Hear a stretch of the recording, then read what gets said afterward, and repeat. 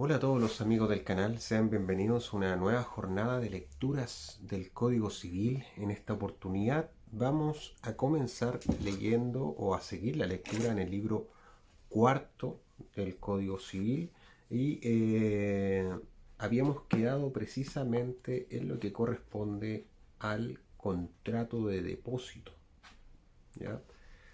El contrato de depósito corresponde al título 32, el que toma por nombre del depósito y del secuestro.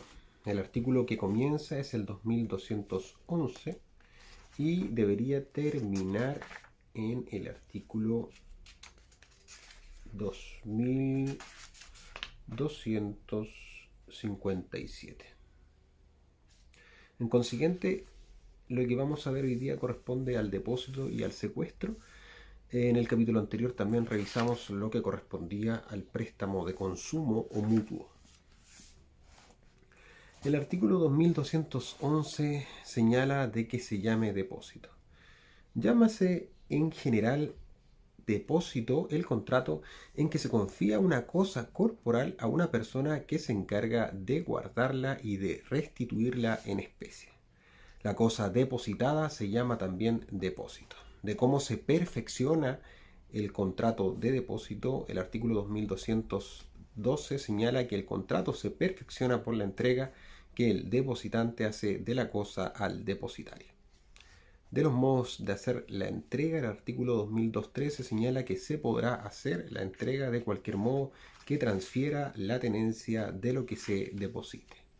Podrá también convenir las partes en que una de ellas retenga como depósito lo que estaba en su poder por otra causa.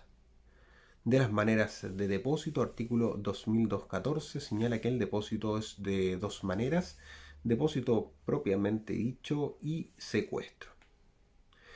El primer párrafo que vamos a ver ahora corresponde al depósito propiamente dicho. El artículo 2215 de que sea el depósito propiamente dicho. El depósito propiamente dicho es un contrato en que una de las partes entrega a la otra una cosa corporal y mueble para que la guarde y la restituya en especie a voluntad del depositante. Del error en el contrato de depósito, artículo 2216, el error acerca de la identidad personal del uno o del otro contratante o acerca de la substancia, calidad o cantidad de la cosa depositada no invalida el contrato. El depositario, sin embargo, habiendo padecido error acerca de la persona del depositante o descubriendo que la guarda de la cosa depositada le acarrea peligro, podrá restituir inmediatamente el depósito.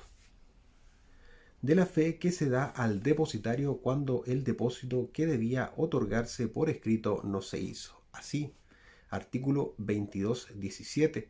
Cuando según las reglas generales deba otorgarse este contrato por escrito y se hubiere omitido esta formalidad, será creído el depositario sobre su palabra, sea en orden al hecho mismo del depósito, sea en cuanto a la cosa depositada o al hecho de la restitución. De la capacidad para el contrato de depósito, el artículo 2218 señala: este contrato no puede tener pleno efecto sino entre personas capaces de contratar. Si no lo fuere el depositante, el depositario contraerá, sin embargo, todas las obligaciones de tal. Y si no lo fuere el depositario, el depositante tendrá solo acción para reclamar la cosa depositada mientras esté en poder del depositario, y a falta de esta circunstancia tendrá solo acción personal contra el depositario hasta concurrencia de aquello en que por el depósito se hubiere hecho más rico, quedándole a salvo el derecho que tuviere contra terceros poseedores y sin perjuicio de la pena que las leyes impongan al depositario en caso de dolo. De la gratuidad del depósito propiamente dicho, artículo 2219, el depósito propiamente dicho es gratuito.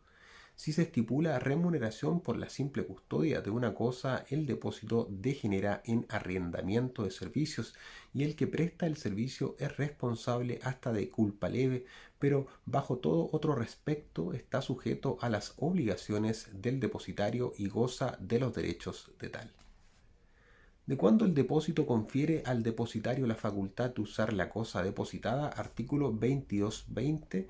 Por el mero depósito no se confiere al depositario la facultad de usar la cosa depositada sin el permiso del depositante. Este permiso podrá a veces presumirse y queda al arbitrio del juez calificar las circunstancias que justifiquen la presunción, como las relaciones de amistad y confianza entre las partes. Se presume más fácilmente este permiso en las cosas que no se deterioran sensiblemente por el uso. De cuando en el depósito de dinero se presume la facultad de usar de él. Artículo 2221. En el depósito de dinero si no es en arca cerrada cuya llave tiene el depositante o con otras precauciones que hagan imposible tomarlo sin fractura, se presumirá que se permite emplearlo y el depositario será obligado a restituir otro tanto en la misma moneda. De la responsabilidad del depositario, artículo 2222, las partes podrán estipular que el depositario responda de toda especie de culpa. A falta de estipulación responderá solamente de la culpa grave, pero será responsable de la leve en los casos siguientes. Número 1. Si se ha ofrecido espontáneamente o ha pretendido se le prefiera a otra persona para depositario. Número 2. Si tiene algún interés personal en el depósito, sea porque se le permite usar de él en ciertos casos, sea porque se le conceda remuneración. ¿De qué comprenda la obligación de guardar la cosa? Artículo 2223. La obligación de guardar la cosa comprende la de respetar los sellos y cerraduras del bulto que la contiene, de los efectos de la rotura de los sellos o forzamiento de las cerraduras. Artículo 2224.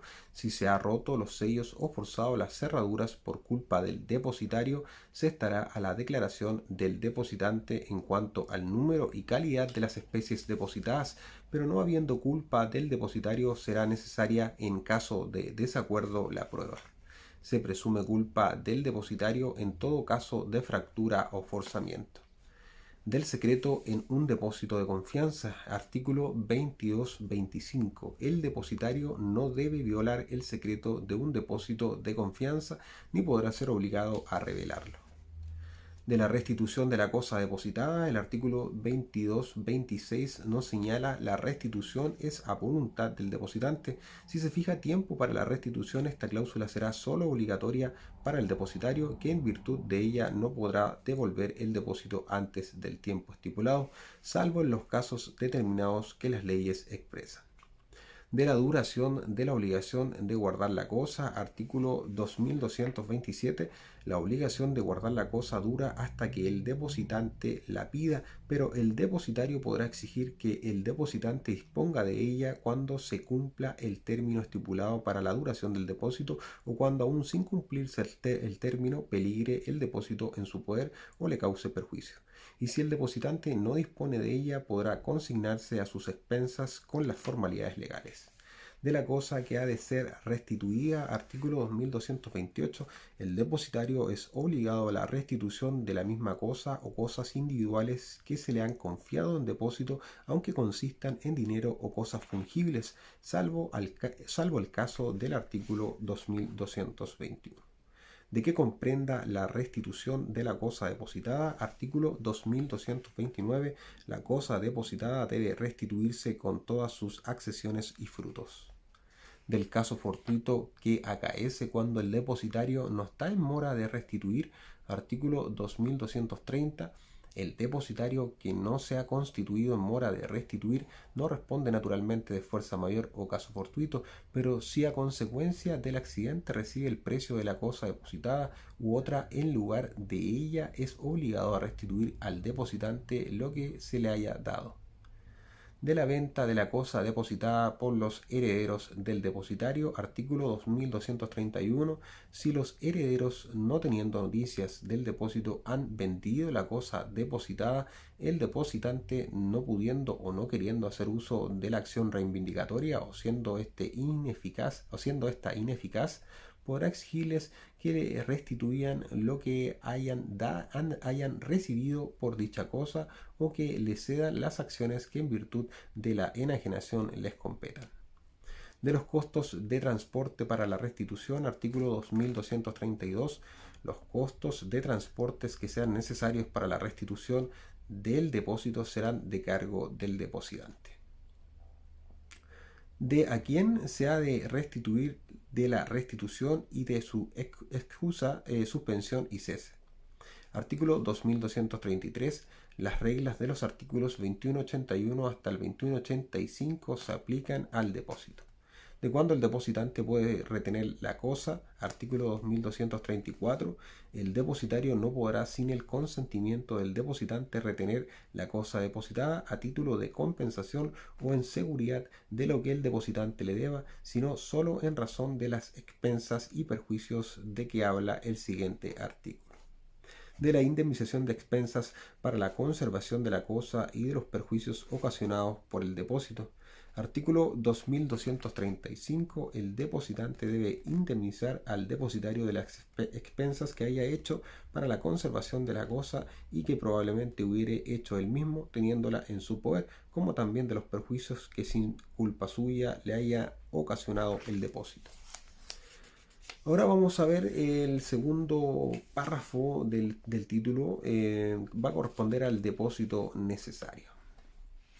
Y cuando el depósito propiamente dicho se llame necesario. Artículo 2236. El depósito propiamente dicho se llama necesario cuando la elección de depositario no depende de la libre voluntad del depositante, como en el caso de un incendio, ruina, saqueo u otra calamidad semejante. De la prueba en el depósito necesario, artículo 2237. Acerca del depósito necesario es admisible toda especie de prueba. Del depósito necesario hecho en manos de un adulto carente de la libre administración de sus bienes, artículo 2238. El depósito necesario de que se hace cargo un adulto que no tiene la libre administración de sus bienes, pero que está en su sana razón, constituye un cuasi contrato que obliga al depositario sin la autorización de su representante legal. Del grado de responsabilidad del depositario, artículo 2239, la responsabilidad del depositario se extiende hasta la culpa leve. De las reglas generales aplicables al depósito necesario, artículo 2240, en lo demás el depósito necesario está sujeto a las mismas reglas que el voluntario. El segundo párrafo ahora trata de la custodia de los efectos introducidos en una posada por quien se aloja en ella. El artículo 2241, los efectos que el que aloja en una posada introduce en ella, entregándolos al posadero o a sus dependientes, se miran como depositados bajo la custodia del posadero. Este depósito se asemeja al necesario y se le aplican los artículos 2237 y siguientes. De la responsabilidad del posadero, artículo 2242. El posadero es responsable de todo daño que se cause a dichos efectos por culpa suya o de sus dependientes o de los extraños que visitan la posada, y hasta de los hurtos y robos, pero no de fuerza mayor o caso fortuito, salvo que se le pueda imputar a culpa o dolo. De la obligación de seguridad de los efectos que el alojado conserva alrededor de sí, artículo 2243. El posadero es además obligado a la seguridad de los efectos que el alojado conserva alrededor de sí. Bajo este respecto es responsable del daño causado o del hurto o robo cometido por los sirvientes de la posada o por personas extrañas que no sean familiares o visitantes del alojado. De la prueba que ha de rendir el alojado que se queja de daño, hurto o robo, artículo 2244. El alojado que se queja de daño, hurto o robo deberá probar el número, calidad y valor de los efectos desaparecidos. El juez estará autorizado para rechazar la prueba testimonial ofrecida por el demandante cuando éste no le inspire confianza o las circunstancias le parezcan sospechosas. De los efectos de gran valor que portare el viajero, artículo 2245. El viajero que trajere consigo efectos de gran valor de los que no entran ordinariamente en el equipaje de personas de su clase, deberá hacerlo saber al posadero y aún mostrárselos si lo exigiere, para que se emplee especial cuidado en su custodia, y de no hacerlo así podrá el juez desechar en esta parte la demanda. del hecho imputable al alojado, artículo 2246. Si el hecho fuere de algún modo imputable a negligencia del alojado, será absuelto el posadero. De la exoneración de responsabilidad del posadero, artículo 2247, cesará también la responsabilidad del posadero cuando sea convenido exonerarle de ella. De la aplicación de las reglas precedentes en casos distintos del posadero, artículo 2248, lo dispuesto en los artículos precedentes se aplican a los administradores de fondas, cafés, casas de billar o de baños y otros establecimientos semejantes. Ahora el tercer párrafo va a tratar del secuestro. Parte con el artículo 2249 y nos dice que de que sea el secuestro y de a quién se llame secuestre. El secuestro es el depósito de una cosa que se disputan dos o más individuos en manos de otro que debe restituirla al que obtenga una decisión a su favor. El depositario se llama secuestre.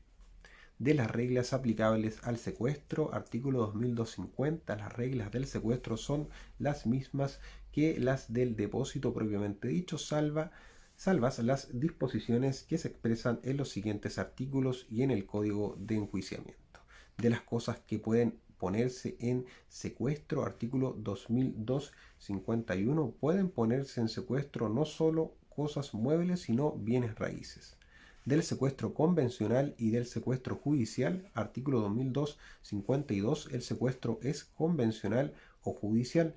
El convencional se constituye por el solo consentimiento de las personas que se disputan el objeto litigioso. El judicial se constituye por decreto de juez y no ha menester otra prueba. De las obligaciones del depositante por los daños y gastos causados por el secuestro, artículo 2253, los depositantes contraen para con el secuestre las mismas obligaciones que el depositante respecto del depositario en el depósito propiamente dicho, por lo que toca a los gastos y daños que le haya causado el secuestro. De la reclamación de la cosa por el secuestro cuando ha perdido su tenencia, artículo 2254, perdiendo la tenencia podrá el secuestre reclamarla contra toda persona, incluso cualquiera de los depositantes que la hayan tomado sin el consentimiento del otro o sin decreto del juez, según el caso fuere. De las facultades y deberes del secuestre en la administración de un inmueble, artículo 2255, el secuestre de un inmueble tiene relativamente a su administración las facultades y deberes de mandatario y deberá dar cuenta de sus actos al futuro adjudicatario. ¿De cuándo puede el secuestre exonerarse de su cargo? Artículo 2256.